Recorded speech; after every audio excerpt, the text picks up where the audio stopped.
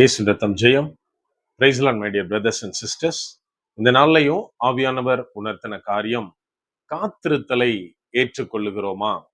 ஆவியானவர் உணர்த்தின வசனம் ஏசாயா தீர்க்க தரிசன புஸ்தகம் அதிகாரம் 40 வசனம் 31.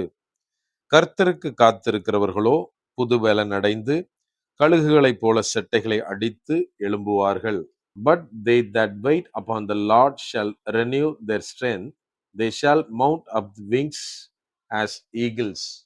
Isaiah chapter 40 verse 31. எனக்கு அன்பானவர்களே, இந்த இடத்திலே என்ன எழுதப்பட்டுள்ளது அப்படின்னு பார்த்தோம்னா, கர்த்தருக்கு காத்திருக்கிறவர்கள் பலன் அடைவார்கள். எதை போல அப்படின்னா, கழுகை போல அவர்கள் பலன் அடைந்து உயர, கழுகு எவ்வளவு உயரமா பறக்குமோ அவ்வளவு உயரமாய் அவர்கள் பறந்து திரிகிற அளவுக்கு கர்த்தர் அவர்களை பலப்படுத்துவார் அப்படின்னு இந்த இடத்துல எழுதப்பட்டுள்ளது. அதாவது நான் இந்த நாட்கள்ல வேற ஒரு சீரீஸ்ல பேசிட்டு இருக்கேன். But somewhat I so much believe, அதாவது தேவன் இந்த காரியத்தை இன்னைக்கு அதிகமா காலையில இருந்து பேசினதுனால, ஆவியானவர் உணர்த்தினதுனால இதை பேச ஆசைப்படுகிறேன். நான் கேட்கிற ஒரே ஒரு கேள்வி, இந்த நாட்கள்ல நாம காத்திருத்தலை ஏற்றுக்கொள்ளுகிறோமா? நம்ம கொஞ்சம் யோசித்து பார்க்கணும். இன்னைக்கு வேர்ல்டு எப்படி ரன் ஆயிட்டு இருக்கு தெரியுமா? கொஞ்சம் வருஷத்துக்கு முன்னாடி, கிட்டத்தட்ட 15-20 இயர்ஸ்க்கு முன்னாடியே நான் ஒரு வார்த்தையை அநேகர் சொல்ல நான் கேள்விப்பட்டிருக்கேன். என்ன அப்படின்னா, பாம்பே பத்தி சொல்லுவாங்க. பாம்பேல ரயில்வே ஸ்டேஷன் எங்க இருக்குன்னு யாரையும் கேட்க வேண்டாம். ஒரு குரூப் கூட்டமா ஓடிட்டு இருக்கு, அவசரமா ஓடிட்டு இருக்குன்னா அது மத்தியில நின்னா போதும், ஆட்டோமேட்டிக்கா அவங்க தள்ளிட்டு போயிட்டு ரயில்வே ஸ்டேஷன்ல விட்டுருவாங்க அப்படின்னு சொல்லுவாங்க. அந்த அளவுக்கு இது பல வருஷத்துக்கு முன்னாடி. அப்ப இன்னைக்கு உள்ள சூழ்நிலையை நம்ம கொஞ்சம் யோசிச்சு பார்க்கணும். அதாவது இன்னைக்கு மத்தவங்க கிட்ட நின்னு பேசுறதுக்கு கூட நமக்கு டைம் இல்ல. அவ்வளவு ஒரு ஸ்பீடா எல்லாருமே ஓடிட்டு இருக்கோம். எனக்கு அன்பானவர்களே, நான் சின்ன பையனா இருக்கும் போச்சுல எல்லாருமே டெஸ்ட் மேட்ச் உட்கார்ந்து உட்கார்ந்து பார்ப்பாங்க. டிவில போடுவாங்க. 5 நாள் டெஸ்ட் மேட்ச் டே ஃபுல்லா நடக்கும். எல்லாருமே உட்கார்ந்து பார்த்துட்டு இருப்பாங்க. அதுக்கப்புறம் கொஞ்ச நாள் கழிச்சு, கொஞ்சம் வருஷம் கழிச்சு எப்படி மாறிச்சு அப்படின்னா, டெஸ்ட் மேட்ச் போர் அடிச்சிச்சு. ஒன் டே மேட்ச் பார்க்க ஆரம்பிச்சாங்க. 50 ஓவர்ஸ் மேட்ச். இப்போ என்ன நடந்துட்டு இருக்கு நம்மளுக்கு தெரியும். எல்லாருமே 2020 இது எப்போ சிங்கிள் ஓவர் மேட்சா மாறும்னு நமக்கு தெரியாது. ஏன் அப்படின்னா, இன்னைக்கு யாருமே பொறுமையா நேரம் செலவழிச்சு காத்திருக்க யாருக்குமே பிடிக்கல. மாறா எல்லாமே எப்படின்னா, எனக்கு இம்மிடியட் ரிசல்ட், இம்மிடியட் நான் ஓட்டம், ஸ்பீடப் எல்லாத்துலயுமே ஃபாஸ்டா செயல்படணும். இந்த மாதிரி தான் உலகம் ஓடிட்டு இருக்கு. எனக்கு அன்பானவர்களே, இன்றைய சூழ்நிலையில் இந்த மாதிரியான காலகட்டத்தில் காத்திருத்தலை முதலாவது நாம அக்செப்ட் பண்றோமா? கொஞ்சம் யோசித்து பார்க்கணும். அதாவது நம்ம இந்த வசனத்தை குறித்து நிறைய தியானிச்சிருப்போம். நிறைய பேர் பிரசங்கம் பண்றதை நம்ம கேட்டிருப்போம். எவ்வாறு காத்திருக்கணும், காத்திருக்கும் போது தேவன் என்ன மாதிரியான காரியங்களை செய்வார், எப்படி நம்ம பலன் அடைவோம், நம்ம இளைப்பை அடைய மாட்டோம், இன்னும் அநேக காரியங்கள் நம்ம எல்லாத்துக்கும் தெரியும். நான் இன்னைக்கு கேட்க விரும்புகிற கேள்வி, நாம காத்திருத்தலை ஏற்றுக்கொள்ளுகிறோமா? தேவன் காத்திருக்கும் போது அவரது வேலை வரும்போது பெரிய காரியங்கள் செய்வார், எல்லாம் ஓகே. இருந்தாலும் நான் காத்திருக்கிறேனா? நான் கொஞ்சம் யோசித்து பார்க்கணும். இந்த காத்திருத்தல்ல ஒரு பெரிய விஷயம் என்னன்னா, நம்மால முடியாம உட்கார்ந்து ஒருத்தருக்காக வெயிட் பண்றது காத்திருக்கிறது கிடையாது. அங்க நம்மளுக்கு ஆப்ஷனே இல்ல. we have to wait, அந்த மாதிரிதான். மத்தபடி எப்போ ஆண்டவருக்காக உண்மையா காத்திருக்கிறோம் தெரியுமா? நம்ம கையில ஆப்ஷன் இருக்கும். ஒரு காரியத்தை நம்ம செய்யணும்னு நினைச்சாலும் செய்யறதற்கு பணபலமும் இருக்கும், மக்கட்பலம், இன்னும் எல்லா அத்தாரிட்டி எல்லாமே இருந்தும் தேவன் எனக்கு ஒரு காரியத்தை சொல்லணும், தேவன் செய்யணும், தேவனிடத்திலிருந்து எனக்கு பதில் வரணும் அப்படின்னு நம்ம உட்கார்ந்து இருக்கிறோமா? அதுதான் காத்திருப்பு. நம்ம கொஞ்சம் இன்னைக்கு வேதத்துல இருந்து ஆபிரகாமை எடுத்துக்கொண்டால், நம்ம எல்லாத்துக்கும் தெரியும், வாக்குத்தத்தம் பெற்றார், காத்திருந்து விசுவாசத்தோடு பெற்றுக்கொண்டார் அப்படின்னு நம்ம எல்லாத்துக்கும் தெரியும். ஆனா இடையில சில குளறுபடிகள் நடந்தது. இன்னைக்கு நாம அந்த மாதிரியான காரியங்களில் ஈடுபடுகிறோமா? கொஞ்சம் யோசிக்கணும். ஆபிரகாமுடைய வாழ்க்கையை எடுத்துக்கிட்டா, ஆபிரகாமுக்கு தேவன் வாக்குத்தத்தம் கொடுத்துட்டாரு, உனக்கு நான் ஒரு பிள்ளையை தருவேன், வானத்து நட்சத்திரத்தை போலவும் பூமியின் மணலை போலவும் உன் சந்ததி இருக்கும் அப்படின்னு. ஆனா அவர் வெயிட் பண்ணிட்டே இருக்காரு. எந்த பாசிபிலிட்டிஸும் இல்ல. அவருடைய மனைவிக்கு வந்து கர்ப்பம் செத்து போன அவ்வளவு வயசாயிருச்சு. சோ இங்க என்ன நடக்குது அப்படின்னா, அவர் வாழ்க்கையில ஆகார் உள்ள வர்றாங்க. அதாவது ஆகாரோட சேர்ந்து இஸ்மவேல் பிறக்கிறான். எனக்கு அன்பானவர்களே, நம்ம கொஞ்சம் யோசித்து பார்க்கணும். ஆண்டவர் வாக்குத்தத்தம் பண்ணிவிட்டார். நான் வெயிட் பண்ணிட்டு இருந்தேன். பாசிபிலிட்டிஸ் இல்ல. ஒரு காரியம் எனக்கு வந்தது. இம்மீடியேட்டா அதை வந்து நம்ம வந்து தேவன் தர்ற ஒரு சான்ஸ் அப்படின்னு நினைக்க கூடாது. தேவனுடைய காரியங்களை தேவனிடத்திலிருந்து தெளிவோடு நாம் பெற்றுக்கொள்ள வேண்டும். இங்க அந்த நம்ம ஜெனிசிஸ்ல வாஸ்தா தெரியும் நமக்கு என்ன நடந்தது. ஆகார் துரத்தப்படுகிறார் இஸ்மவேலோடு சேர்த்து. கொஞ்சம் யோசித்து பார்ப்போம், எவ்வளவு குழப்படியான சூழ்நிலை ஆபிரகாமோட வீட்டுல இருந்திருக்கும். ஏதோ காலையில வந்து சாராளுக்கும் ஆகாருக்கும் பிரச்சனை, மத்தியானம் ஆபிரகாம்கிட்ட சொல்லி ஈவினிங் அவங்கள வீட்டுல இருந்து துரத்திருக்க மாட்டாங்க. கொஞ்ச நாளாவே அந்த ப்ராப்ளம் போயிருக்கும். ஜஸ்ட் நம்ம வீட்டை திங்க் பண்ணி பார்ப்போமே. நம்மளுக்கு நம்ம ஒய்ஃபோட கொஞ்சம் மனத்தாங்கல் அப்படின்னா வீட்டுல நிம்மதியா இருப்போமா? ஜஸ்ட் அந்த சிச்சுவேஷனை திங்க் பண்ணா தெரியும். நம்மளால ஒரு வேலையும் செய்ய முடியாது, நிம்மதியா இருக்க முடியாது.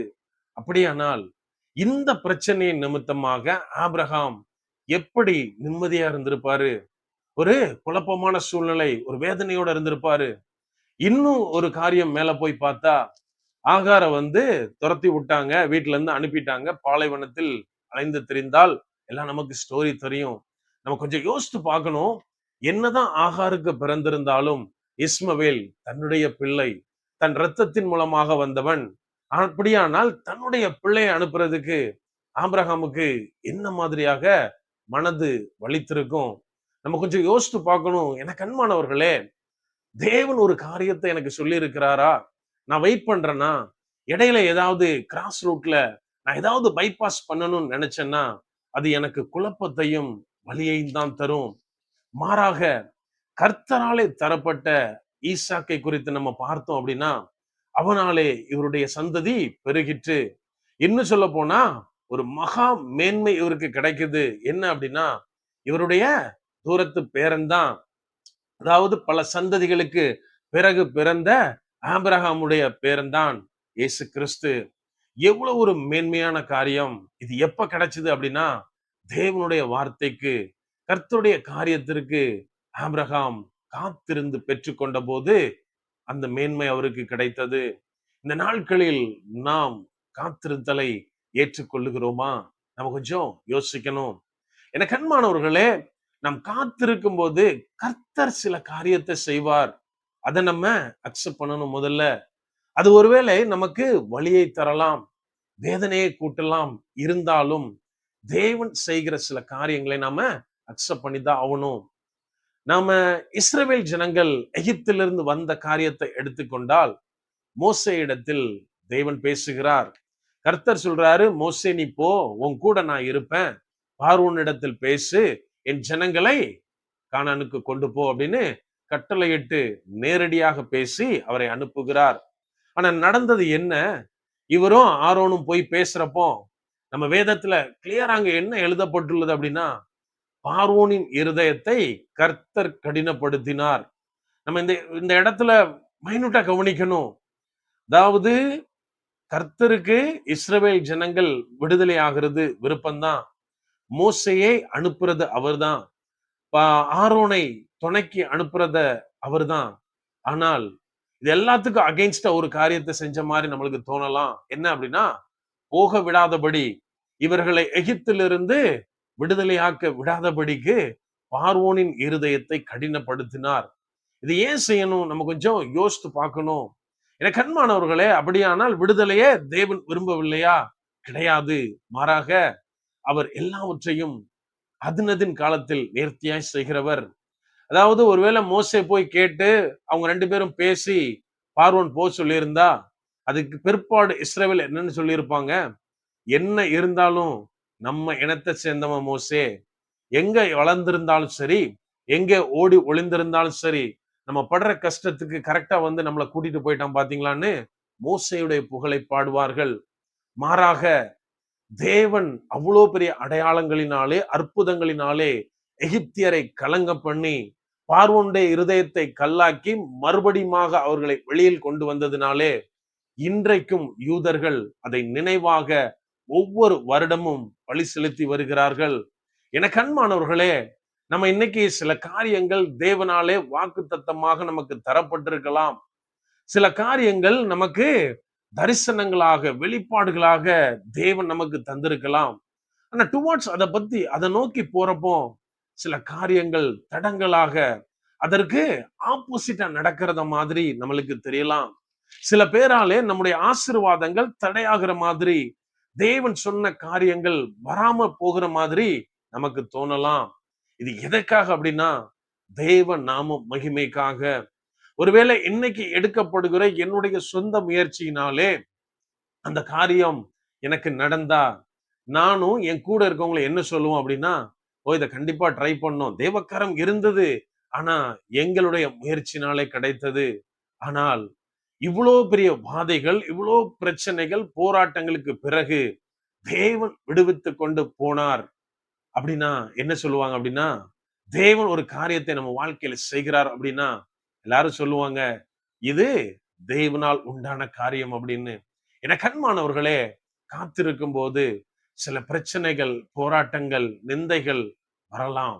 ஆனாலும் தொடர்ந்து காத்திருக்க வேண்டும். நாம் எப்போது காத்திருக்க ஆரம்பிக்கிறோமோ, தேவனுக்காக ஒரு வைராகியத்தோடு, அவர் மேல் விசுவாசத்தோடு நாம் காத்திருக்கும் போது, இங்க ஏசாயாவிலே சொல்லப்பட்டதை போல காத்திருக்கிறவர்களுக்கு தேவன் பலன் தருவார். அந்த பலன் எப்படி இருக்கும் அப்படின்னா, ஏதோ இஸ்மவேல் போல ஒரு டெம்பரவரி சொல்யூஷனா, ஒரு டெம்பரவரி சந்தோஷமா இருக்காது. மாறாக ஈசாக்கை போல ஒரு வாக்கு தத்தத்தின் பிள்ளையாய், சந்ததியினுடைய தொடக்கமாய், ஆசீர்வாதத்தினுடைய வேராய் அது அமையும். அப்படியே கண்களை மூடுவோமா? அன்பான ஆண்டவரே, இந்த நேரத்திலே அப்பா உம்மை நோக்கி பார்க்கிறோம். ஆவியானவர் நீர் எங்களோட இருக்கிறீர், அதற்காக நன்றி செலுத்துகிறோம். அப்பா இந்த நாட்களில காத்திருத்தலை பார்த்து எங்களுக்கு நீங்க சொன்னீங்களே தகப்பனே, எங்களோடு நீங்க பேசுனீங்க, அதை உறுதியாய் விசுவாசிக்கிறோம் அப்பா. ஆவியானவரே, எங்கள் ஒவ்வொருவரையும் தாழ்த்தி ஒப்பு கொடுக்கிறோம். உம்மிடத்திலிருந்து காத்திருந்து பெற்றுக்கொள்ளுகிற அனுபவத்தை எங்களுக்கு தாங்க. அப்பா நாங்க காத்திருக்கிற சமயத்துல எங்கெங்கேயோ போய் முட்டி மோதக்கூடாது தகப்பனே. தேவன் குறித்த இலக்கை நோக்கி பந்தய பொருளுக்காய் காத்திருந்து பெற்றுக்கொள்ளுகிற அனுபவத்தை நீங்க எங்களுக்கு தாங்க. அப்பா எங்க மனதிலே எந்த கேள்வியும் இல்லாமல் விசுவாசத்தோடு உம்மை நோக்கி மாத்திரமே அமர ஆவியானவரே நீர் எங்களை பலப்படுத்துங்க. முற்றிலுமா எங்களை தாழ்த்தி ஒப்பு கொடுக்கிறோம். பலப்படுத்தி ஆசீர்வதிங்க. இப்ப இயேசுவின் மூலம் ஜெபிக்கிறோம். ஜெபம் கேளும் எங்கள் நல்ல பிதாவே. ஆமென். God plus.